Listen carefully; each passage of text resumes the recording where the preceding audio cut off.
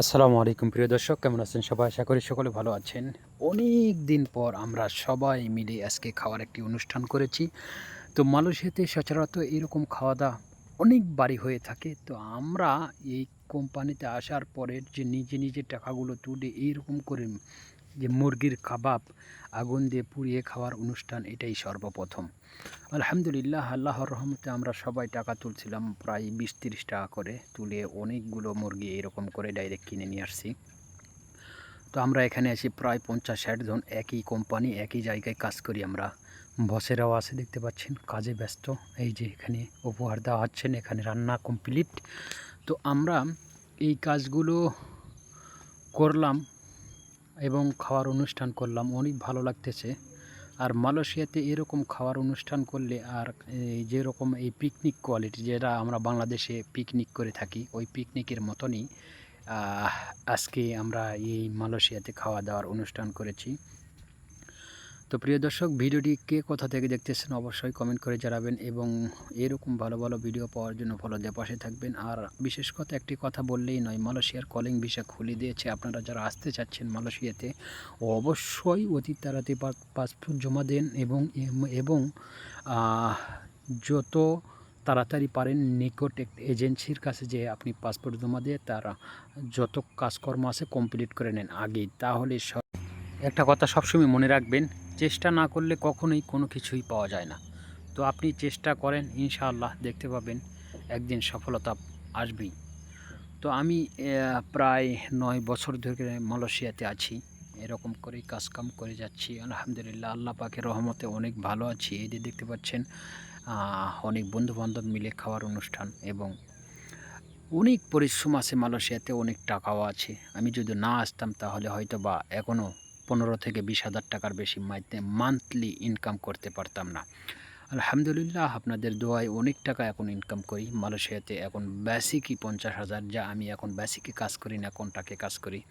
এই জন্যই আপনাদেরকে বলবো, যারা মালয়েশিয়া আসার জন্য ইচ্ছুক তারা অবশ্যই অতি তাড়াতাড়ি পাসপোর্ট জমা দেবেন এবং ভালো এজেন্ট দেখে, কোনো দালাল দেখে আপনি পাসপোর্ট জমা দেবেন না, তাহলে কিন্তু অনেক বড় ভুল করবেন। কারণ ভাবিয়া করিও কাজ, করিয়া ভাবিও না। তো ১০ কথার এক কথাই, আপনাকে অনেক চেষ্টা করতে হবে। চেষ্টা না করলে কিন্তু কখনোই সফলতা পাওয়া যায় না। আমি যেমন ৪ বার ৫ বার ৬ বার মেডিকেল করার পরেই মালয়েশিয়া আসতে পারছি। তো যাই হোক, আমার নসিবটা হয়তো বা অন্যরকম ছিল। দালালের হাতে দিয়েছি, বিভিন্ন জায়গায় দিয়েছি, দেওয়ার পরে পাসপোর্ট নিয়ে অনেক দৌড়াদৌড়ি, প্রায় ১,০০,০০০ টাকা আমার ওইদিকে নেই হয়ে গেছে। সেই জন্যই আমি বলতেছি, আমি যেই ভুলটা করেছি আপনারা যেন সেই ভুলটা যেন না করেন। এই জন্যই আগেই সতর্ক করে দিলাম, আপনারা দালাল থেকে দূরে থাকবেন এবং সঠিক এজেন্ট তাদের লাইসেন্স দেখে আপনারা পাসপোর্ট জমা দেবেন।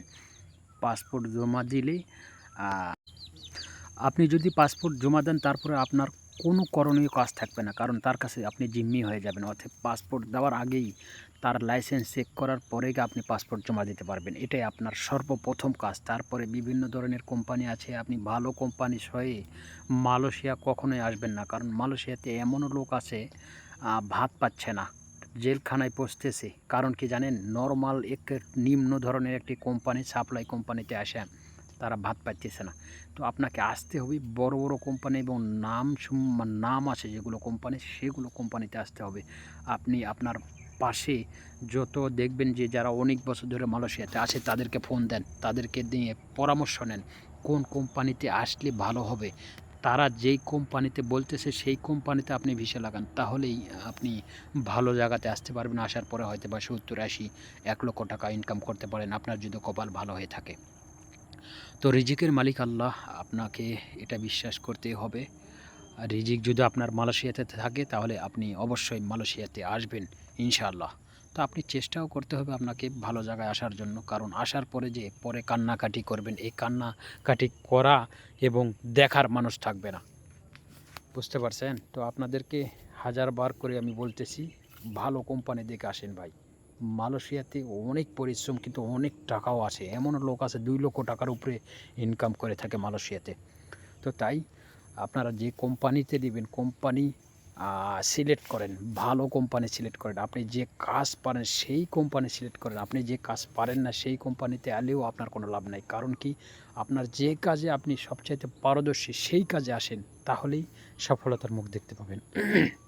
আমি কিন্তু প্রায় ৯ বছর ধরে এখানে একই কাজ করতেছি। সব পুরোটাই কন্ট্রাক্টে কাজ করি আলহামদুলিল্লাহ। এখন আলহামদুলিল্লাহ আল্লাহর রহমতে অনেক আমি বেতন পাই। তো আপনাদেরকে কথা বলতে বলতে এই যে এইদিকে আমাদের খাওয়া-দাওয়া মোটামুটি ইয়া কমপ্লিট হয়ে গেছে, দেখতেই পাচ্ছেন। এগুলো ভাজাভাজি কমপ্লিট হয়ে গেলে আমরা অল্প কিছুক্ষণের মধ্যেই খেয়ে-দেয়ে চলে যাব। আর আপনারা সবসময় একটা কথা মাথায় রাখবেন, সফলতা এমনি এমনি আসে না, পরিশ্রম করতে হবে। অনেক কঠোর পরিশ্রম করতে হয়, তারপরেই সফলতার মুখ দেখা যায়। তো ভাই, আপনি যদি হুট করে আসার পরে যে লক্ষ টাকা ইনকাম করবেন তা কিন্তু না। আপনাকে ২-১ বছর এখানে শ্রম দিতে হবে, সেই কাজে পারদর্শী হওয়া লাগবে, তারপরে আপনি সেই সফলতার মুখ দেখতে পাবেন। বুঝতে পারছেন? তো আমি এই কথাগুলো বলার কারণ হলো, অনেকেই অনেক আশা করে মালয়েশিয়া আসে, আসার পরে দেখে যে ৩০,০০০ টাকা বেতন কিংবা ৫০,০০০ টাকা বেতন। ৫০,০০০ বেতনেও আপনি মালয়েশিয়ায় এসে কিছু করতে পারবেন না। কারণ আপনার খাওয়া খরচ যাবে ১০,০০০, আপনার বাড়িতে খাবে ১০,০০০, ২০,০০০, তো থাকে হলো ৩০,০০০। ৩০,০০০ দিয়ে কত বছরে আপনি টাকা তুলবেন? আসতেছেন, খরচ করা হয়তো ৩,০০,০০০, ৪,০০,০০০ টাকা। সেই টাকা তুলতে আপনার যাবে ৩ বছর চলে। তো ৩ বছর চলে গেলে এই ৩ বছর যে ব্যাঘাতটা খাটলেন, এর চেয়ে কষ্টকর সময় আর হতে পারে না। তো অনেক হিসাব করে আপনাদেরকে আসতে হবে।